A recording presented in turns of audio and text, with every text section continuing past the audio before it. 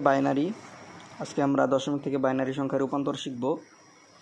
একটা দশমিক সংখ্যা নিলাম 25, যার ভিত্তি 10 অর্থাৎ দশমিক, এবং সেটাকে বাইনারি সংখ্যায় রূপান্তরিত করব। আমরা দশমিক থেকে বাইনারিতে রূপান্তরিত করার সময় মনে রাখব এই 10-এর কোনো কাজ নেই। 10-এর কোনো কাজ নেই।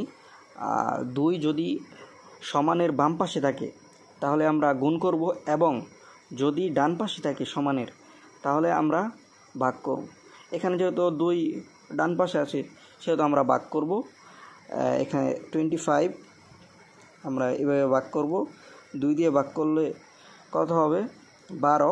12 দুগুণে 24, হাতে থাকবে 1। আমরা এভাবে টান দিয়ে সাইডে 1 লিখে দেব, এবং এই 12 আবার 2 দিয়ে ভাগ যায়, তাই 2 দিব। 2 দিয়ে ভাগ করলে 6।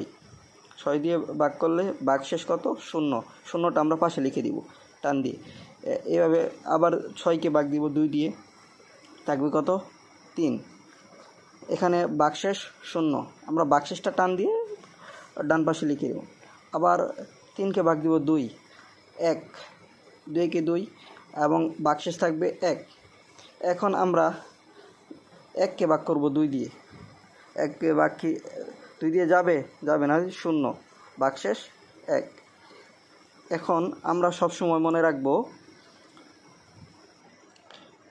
এভাবে ভাগ করার পর আমরা সবসময় এই ভাগশেষগুলোকে উপর থেকে ডান দিকে সাজাবো, অর্থাৎ 1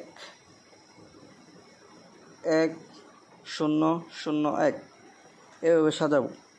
তাহলে এটাই হবে 25-এর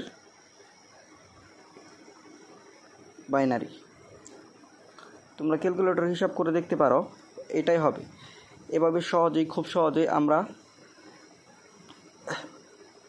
দশমিক থেকে বাইনারিতে রূপান্তরিত করতে পারি। যখন